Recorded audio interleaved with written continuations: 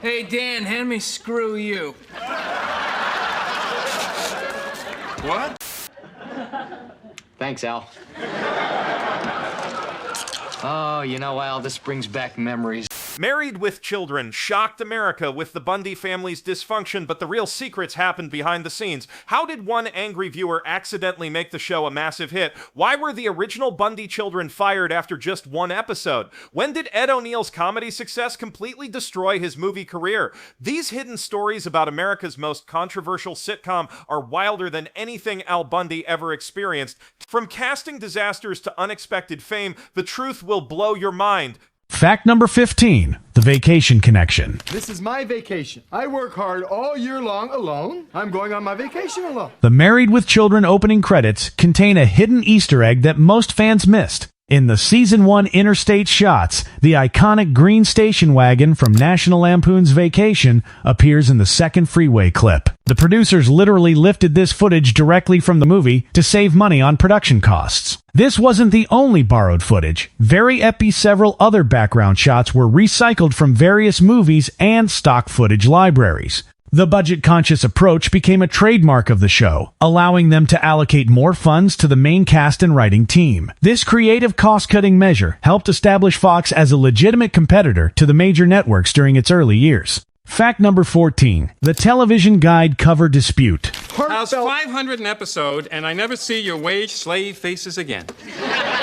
Ed O'Neill's relationship with co-star Amanda Bearse soured over a television guide cover controversy that divided the cast permanently. When the magazine selected the 4 main stars for their cover feature, Bearse was deliberately excluded from the photo shoot. She approached O'Neill privately, asking him to use his influence as the show's lead to advocate for her inclusion. O'Neill declined, later admitting this decision haunted him for years. The incident created lasting tension that affected their on-screen chemistry and behind-the-scenes interactions. Bearse, who also directed several episodes, rarely spoke to O'Neill outside of necessary professional exchanges. Their cold relationship became an open secret among cast and crew members throughout the show's decade-long run. Fact number 13, the anti-Cosby Show.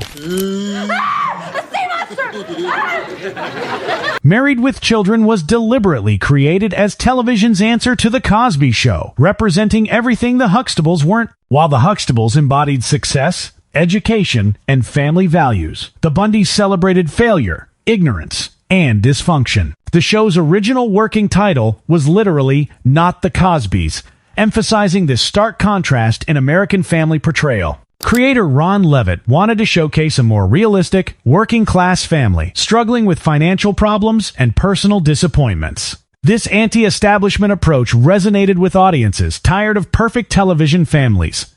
The show's crude humor and controversial topics pushed boundaries that traditional sitcoms wouldn't dare cross, paving the way for future edgy comedies like The Simpsons and South Park.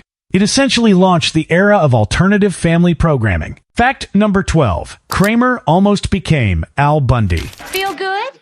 Yes, but that's really not necessary. Michael Richards auditioned for the role of Al Bundy alongside Ed O'Neill, nearly changing television history forever. Richards' memorable audition impressed casting directors so much that they remembered him years later when Seinfeld was casting Kramer. The role ultimately went to O'Neill, but Richards' physical comedy and eccentric energy left such a lasting impression that he became the obvious choice for the neurotic neighbor character. Interestingly, Richards later revealed he was initially hesitant about the Kramer role, feeling it was too similar to his Married with Children audition character. The casting director had to convince him that the two characters were fundamentally different. This butterfly effect demonstrates how one casting decision can reshape multiple television shows and actor careers simultaneously. Fact number 11. Recasting the Bundy kids. Well, this is the last of them. Hey, wait a second. There were 4 cubes in the tray the last time that we checked. No, there were 3! The original Bundy children were completely different actors who were fired after the pilot episode. Tina Caspery and Hunter Carson played Kelly and Bud initially, but Ed O'Neill felt their chemistry was wrong for the dysfunctional family dynamic. O'Neill's influence with producers led to a complete recasting, bringing in Christina Applegate and David Faustino. The producers had to reshoot every scene involving the children, significantly increasing production costs. Applegate was only 15 years old when cast, making her one of the youngest lead actresses in primetime television. Faustino, despite being 14, had already appeared in over 30 television shows and commercials. Their natural sibling chemistry and comedic timing transformed the show's entire dynamic, proving O'Neill's instincts were absolutely correct about the importance of authentic family relationships.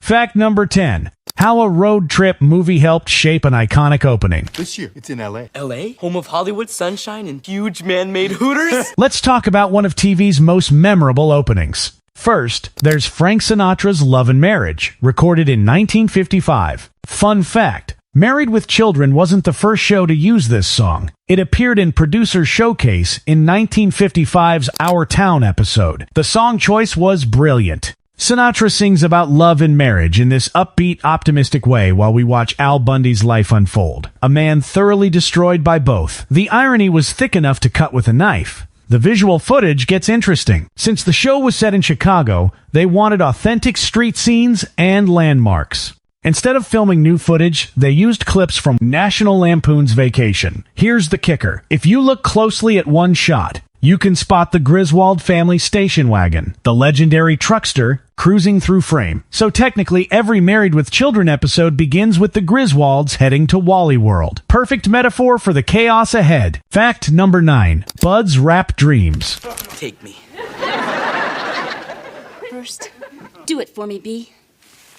Give me your rap. David Faustino's real-life passion for hip-hop music directly influenced his character's storylines and led to an actual rap album release. The show incorporated Faustino's musical interests by giving Bud rapper aspirations, reflecting the actor's genuine love for the genre. In 1992, Faustino released a rap album under the stage name DeLil, featuring tracks that showcased his lyrical skills and street credibility. The album received mixed reviews, but demonstrated Faustino's commitment to music beyond acting. His rap persona influenced several episodes where Bud attempted to break into the music industry. Faustino continued pursuing music throughout the show's run, often incorporating freestyle rap into his performances during tapings. This crossover between actor and character was unprecedented in sitcom television, blurring the lines between reality and fiction. Fact number 8. Matt LeBlanc's early role. Excuse me, sir, I was just wondering, doesn't it get lonely under the house?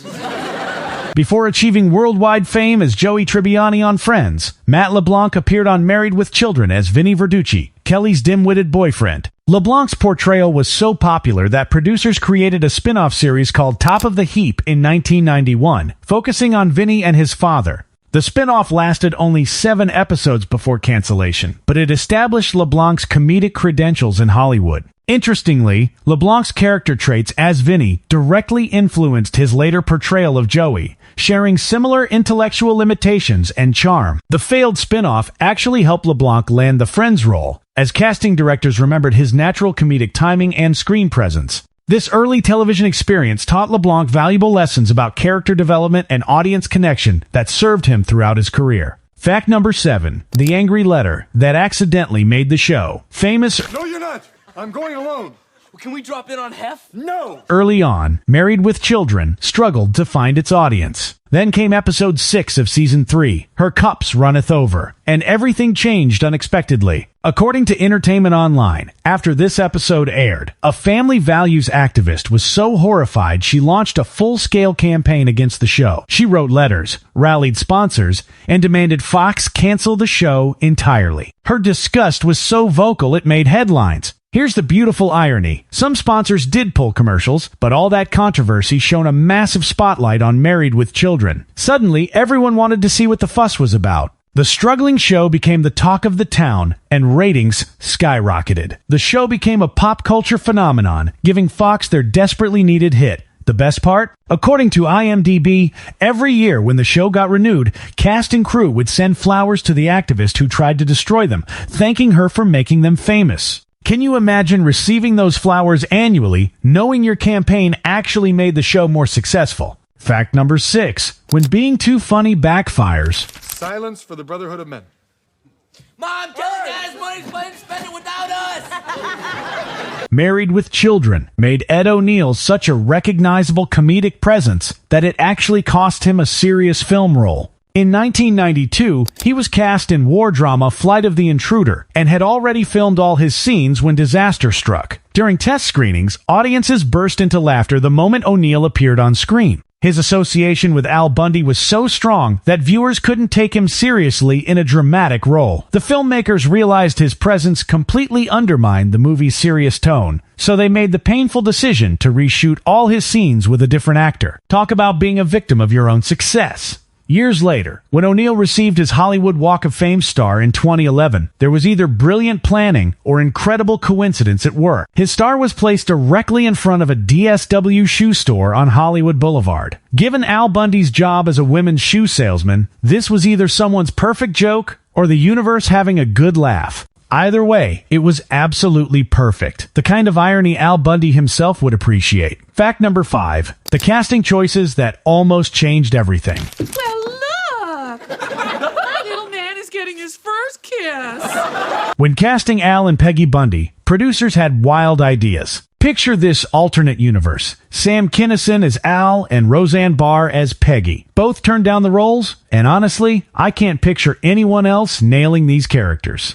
Michael Richards, future Kramer on Seinfeld, actually auditioned for Al Bundy but didn't land it. The real magic happened when Ed O'Neill walked in. Producers knew him from his dramatic work in Of Mice and Men, but instead of simply walking through the script's front door entrance, O'Neill did something perfect. He sighed, dropped his shoulders, and entered like a man who'd already given up on life. That single gesture captured everything about Al Bundy, the defeat, resignation, and quiet desperation of a man trapped in unwanted circumstances. Katie Sagal brought her own magic to Peggy, helping create the character's look like a cross between a former cocktail waitress and a twisted 1960s housewife parody. The Bundy surname came from real-life wrestler King Kong Bundy. Fact number 4. The failed UK version. Oh, Mum, just because the kids never write you, it doesn't mean they don't love you. Britain attempted to recreate Married with Children's success with Married for Life, but the cultural translation failed spectacularly. The British version lasted only 7 weeks before being pulled from the air due to poor ratings and audience complaints. British television standards were more conservative than American cable, forcing writers to tone down the show's signature crude humor and controversial content. The cultural differences between American and British family dynamics made the Bundy-style dysfunction feel forced and unnatural to UK audiences. British actors struggled to deliver the show's cynical dialogue convincingly, lacking the authentic working-class American perspective that made the original compelling. The failure demonstrated that some comedy formats are too culturally specific to translate successfully across international boundaries, even with similar languages and shared cultural references. Fact number 3, the real Bundy house.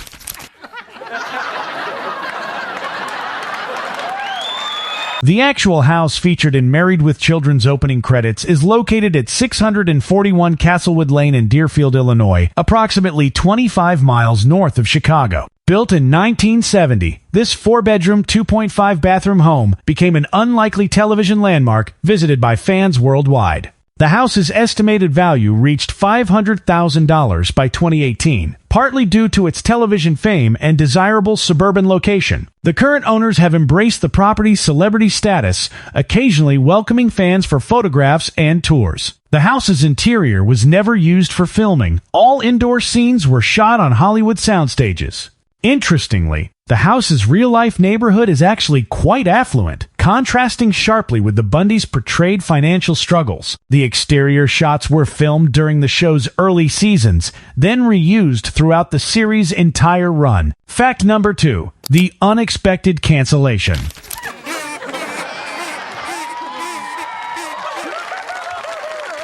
Married with Children ended abruptly when Fox executives failed to inform the cast about the show's cancellation. After the final episode aired on May 6, Ed O'Neill discovered the show was canceled while on vacation, learning the news from strangers who had read about it in a newspaper rather than from network executives.